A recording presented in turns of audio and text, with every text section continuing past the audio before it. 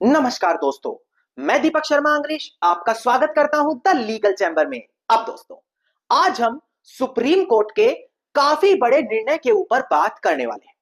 आप सभी लोगों को पता है, पैतृक संपत्ति यानी कि एंसेस्ट्रल प्रॉपर्टी, जिसके अंदर जन्म लेते ही हर व्यक्ति का अधिकार हो जाता है। पर अगर मैं आपको बोलूं कि पैतृक संपत्ति में अगर आपको हिस्सा चाहिए तो आपको समय रहते ही कोर्ट के अंदर केस डालना पड़ेगा। अगर आपका समय निकल गया तो कोर्ट जाकर भी आपको आपका हिस्सा नहीं मिलेगा। इसके अलावा मैं अगर आपको बोलूं कि आपकी पैतृक संपत्ति को अगर किसी और ने बेच दिया, तब भी आपको समय रहते ही कोर्ट के अंदर दावा डालना पड़ेगा, क्योंकि अगर समय निकल गया तो आपकी संपत्ति आपको नहीं मिलेगी। अब सुप्रीम कोर्ट ने अपने बिल्कुल लेटेस्ट जजमेंट में, यानी कि बिल्कुल नए आदेश में यही चीज बताई है कि पैतृक संपत्ति को लेकर अगर बंटवारे का केस डालना है तो कितने समय में डालो, अगर आपकी पैतृक संपत्ति किसी और ने बेच दी तो कितने समय के अंदर आप उसके लिए केस डालो। इसके अलावा मौखिक बंटवारे से रिलेटेड भी बात की है। तो आज की वीडियो पैतृक यानी कि एंसेस्ट्रल प्रॉपर्टी पे अधिकार को लेकर बिल्कुल लेटेस्ट जजमेंट मैं आप लोगों के लिए लेकर आया हूं। तो हर व्यक्ति को यह वीडियो बड़ी ध्यान से देखनी होगी। अब दोस्तों, अगर आप लोगों को हमारी ये वीडियोस अच्छी लगती हैं, अगर आप लोगों को हमारी तरफ से किए गए एफर्ट्स अच्छे लगते हैं, तो मेरा आप लोगों से अनुरोध है, इस वीडियो को आप लाइक जरूर करें, ज्यादा से ज्यादा शेयर जरूर करें और अपना वैल्यूएबल कमेंट सेक्शन में जरूर लिखें। तो चलिए दोस्तों, अब आज की इस वीडियो को हम ज्यादा लंबा ना करते हुए आज की इस वीडियो को स्टार्ट करते हैं।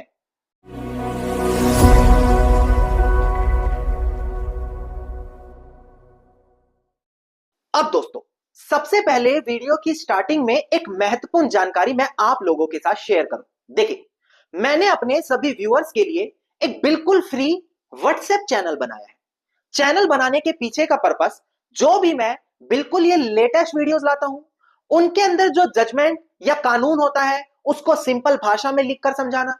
इसके अलावा जो भी लेटेस्ट जजमेंट या अपडेट्स आ रही हैं उनके बारे में आपको सभी जानकारी देना, ये चीज हम अपने उस व्हाट्सएप चैनल पर आप लोगों को देते हैं।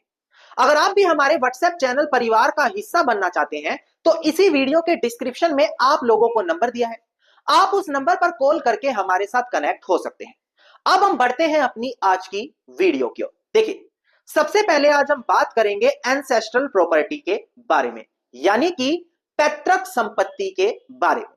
अब कई बार लोग इसी चीज को लेकर कंफ्यूज होते हैं कि किस संपत्ति को पैतृक बोले और किसको ज्वाइंट फैमिली प्रॉपर्टी बोले, किसको सेल्फ एक्वायर्ड प्रॉपर्टी बोले। अब ध्यान दें, हम आज बात कर रहे हैं एंसेस्ट्रल प्रॉपर्टी के बारे में।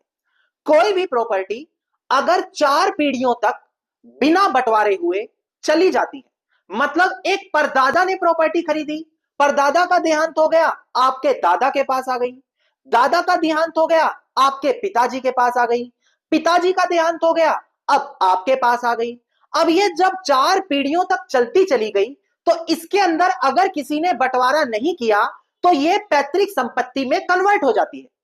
पैतृक संपत्ति का रूल ये होता है कि जो भी उसमें उत्तराधिकारी यानी कि कुपार्टनर होगा, जैसे ही उसका परिवार में जन्म होता है, जन्म लेते ही उसका हिस्सा बन जाता है। कोई जरूरी नहीं है कि वो 18 साल से कम है या ज्यादा है। जिस दिन उसका जन्म हुआ, जन्म लेते ही पैतृक संपत्ति में उसका अधिकार आ गया। ये एक बेसिक कानून होता है पैतृक संपत्ति में। नाउ लोगों के मन में कंफ्यूजन है कि सर पैतृक संपत्ति में बंटवारे से क्या मतलब है। देखिए, बंटवारा चाहे आप लोगों ने मौखिक किया हो, मेमोरेंडम के तरीके से किया हो, फैमिली सेटलमेंट से किया हो, पार्टीशन डीड से किया हो, कोर्ट की डिग्री से किया हो, ये सभी प्रकार के बंटवारे कानूनी रूप से बिल्कुल वैलिड माने जाते हैं। और एक बार अगर पैतृक संपत्ति में बंटवारा हो गया तो बंटवारा होने के बाद जिसको जो जो हिस्सा बंटने के बाद मिल जाता है वो उसकी सेपरेट प्रॉपर्टी बन जाती है। और सेपरेट प्रॉपर्टी का रूल ये होता है कि वो अपने हिस्से को जिसे चाहे बेच सकता है। ये होता है पैतृक संपत्ति का पूरा कानून। ना, अब हम बात करते हैं पैतृक संपत्ति के अंदर बंटवारे कराने के लिए। देखिए, अगर आपको किसी पैतृक संपत्ति में बंटवारा करके अपना हिस्सा चाहिए तो आप लोगों के पास 12 सालों की समय सीमा है कि जैसे ही आपको खतरा हो गया कि आपका नाम संपत्ति से हट गया, आपका हिस्सा वहां पर बनता था, आपको बंटवारा कर लेना चाहिए। तो आपको तुरंत 12 सालों के अंदर उस संपत्ति के अंदर पार्टीशन सूट डालना पड़ेगा। पार्टीशन सूट डालकर जो आपका हिस्सा बनता है कोर्ट उसको आपको दे देगा। वहीं अगर हम दूसरी बात करें सेल डीड को कैंसिल करवाने की, अगर आप लिमिटेशन एक्ट का आर्टिकल 58 देखें तो वो बताता है किसी भी दस्तावेज को अगर आप कैंसिल करवाना चाहते हैं तो 3 सालों की समय सीमा होती है। जैसे ही ये 3 साल पूरे हो गए तो आप उस दस्तावेज को कैंसिल नहीं करा सकते। हां, अगर वहां पर चीटिंग, फ्रॉड, मिस्टेक, डॉक्यूमेंट को छिपाना, ऐसा कोई अपराध शामिल है तो आप लिमिटेशन एक्ट का सेक्शन 17 का रेफरेंस देकर 3 साल निकल जाने के बाद भी अपने केस को कोर्ट में स्वीकार करा लेंगे। यह एक बेसिक जानकारी थी जो मैंने आप लोगों को दी। अब हम बढ़ते हैं अपनी बिल्कुल लेटेस्ट जजमेंट के बारे में, क्योंकि शुरू में मैंने पैतृक संपत्ति से जुड़ा कानून क्लियर किया। अब हम बात करते हैं कि लेटेस्ट जजमेंट में क्या कहा गया। एक बार डिस्प्ले पर देखकर ध्यान दें आप दोस्तों, केस टाइटल मैं क्लियर करूं। देखिएगा दोस्तों, डिस्प्ले पर केस टाइटल है हमारा Uma Devi versus Shri Anand Kumar and others. इसका स्पेशल लीव पिटिशन नंबर है 2137 ऑफ 2025 और 2 अप्रैल साल 2025 की हमारी जजमेंट है। यानी कि बिल्कुल लेटेस्ट जजमेंट एंसेस्ट्रल प्रॉपर्टी से रिलेटेड आप लोगों के लिए हम लेकर आए। नाउ प्रेजेंट केस के फैक्ट्स जानिएगा। यहां पर क्या हुआ, साल 1968 में संपत्ति पर मौखिक बंटवारा कर लिया। अब जो लोग सोचते हैं कि मौखिक बंटवारा क्या वैलिड होता है या नहीं, तो इस जजमेंट से आप अंदाजा लगा सकते हैं कि मौखिक बंटवारा यहां भी किया गया।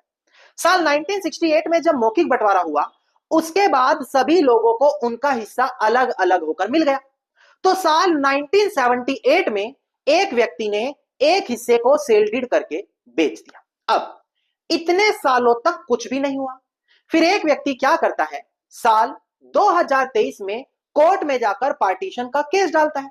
वो कहता है कि ये मेरी पैतृक संपत्ति है, इसमें मेरा भी हिस्सा बनता है, मुझे बंटवारा करके हिस्सा दिलवाओ। अब ट्रायल कोर्ट क्या करता है, केस को शुरू में ही रिजेक्ट कर देता है। ऑर्डर 7 रूल 11 का क्लोज ए, ऑर्डर 7 रूल 11 का क्लोज टी, इन दोनों ग्राउंड्स पर केस को रिजेक्ट किया गया। ये कहते हैं अगर आप किसी समय सीमा से बाहर निकलकर कोर्ट में दावा डालते हो तो आपका केस रिजेक्ट होगा, या फिर अगर आपके केस के अंदर कॉज ऑफ एक्शन गलत है या नहीं है तो भी रिजेक्ट होगा। तो ट्रायल कोर्ट ने कहा कि इतने समय निकल जाने के बाद जब 1968 में ओरल पार्टीशन हुआ, 78 में सेल डीड हो गई, आप इतने सालों बाद लगभग 45 सालों बाद इस प्रॉपर्टी को चैलेंज थोड़ी करोगे। 53 साल हो गए मौखिक बंटवारा हुए, आज आकर थोड़ी बंटवारे की मांग करोगे, आप तो समय सीमा से निकल चुके हो। फिर यह मैटर आगे अपील होकर ऑनरेबल हाई कोर्ट के सामने पहुंचा। ऑनरेबल हाई कोर्ट ने कहा जी नहीं, यहां पर जो सेल डीड है उसकी जानकारी प्लेंटिफ को नहीं थी और उसको उसकी जानकारी आज ही हुई, तो उनका हमें केस स्वीकार करना ही पड़ेगा। और हाई कोर्ट ने प्लेंटिफ का केस स्वीकार कर लिया। फिर यह मैटर आगे अपील होकर सुप्रीम कोर्ट के सामने गया। अब सुप्रीम कोर्ट के सामने क्वेश्चन आया, क्या जानकारी के अभाव में केस को स्वीकार करें या 53 साल निकल जाने के बाद हम उसको मना करें। यहां पर सुप्रीम कोर्ट ने काफी बड़ी बड़ी जजमेंट का रेफरेंस दिया है। डिस्प्ले पर देखें, मैं एक एक करके पहले वो जजमेंट आपको क्लियर करूं। देखिएगा दोस्तों, डिस्प्ले पर देखिए, सबसे पहले Suraj Lamp Industries Private Limited versus state of Haryana and other, साल 2012 के केस लॉ का रेफरेंस दिया गया। इन्होंने बोला जिस दिन साल 1978 में वो सेल डीड रजिस्टर्ड हुई उसी दिन से यह माना जाना चाहिए कि उस व्यक्ति के नॉलेज में इस बात की नॉलेज आ गई थी, और अब अगर वो इतने सालों बाद आकर अपना केस डालेगा तो वो समय सीमा से बाहर हो चुका है। इसके अलावा और भी केस का रेफरेंस दिया, जैसे श्री मुकुंद भवन ट्रस्ट एंड अदर वर्सेस श्रीमंत छत्रपति उद्यान राजे। यहां पर बोला गया कि अगर यहां पर किसी सेल डीड को रजिस्टर्ड किया गया है तो यह माना जाएगा, यह प्रिजम्पशन मानी जाएगी कि इस चीज की जानकारी उस व्यक्ति को उसी दिन हो गई थी जिस दिन सेल डीड रजिस्टर्ड हुई थी। ट्रांसफर ऑफ प्रॉपर्टी एक्ट का सेक्शन 3 ये प्रिजम्पशन मांगता है कि जिस दिन सेल डीड हुई उसी दिन कंस्ट्रक्टिव नोटिस हो गया कि उस व्यक्ति को इसकी जानकारी हो गई। इसके अलावा एक और काफी बड़ी जजमेंट का रेफरेंस दिया गया, वो भी डिस्प्ले पर देखकर ध्यान दें। दही बहन वर्सेस अरविंद भाई कल्याण जी भालूशाली एंड अदर्स, साल 2020 का केस हुआ सुप्रीम कोर्ट का। यहां भी यही बात बोली गई कि देखो, अगर किसी भी केस में कॉज ऑफ एक्शन प्रॉपर नहीं है तो ऑर्डर 7 का रूल 11 का क्लोज है, या अगर समय सीमा से बाहर है, बार्ड बाय लॉ है किसी भी, तो ऑर्डर 7 रूल 11 का क्लोज डी, उनके हिसाब से केस को डिसमिस कर दो। कोर्ट इस प्रकार के किसी भी केस को एक्सेप्ट ना करे जो समय सीमा के इतने दिनों बाद डाला गया है। इन सभी केस रेफरेंस का रेफरेंस इस केस में दिया गया और अंत में सुप्रीम कोर्ट ने कहा कि ट्रायल कोर्ट ने बिल्कुल सही निर्णय दिया, क्योंकि इतने साल निकल जाने के बाद हम इसको स्वीकार नहीं करेंगे।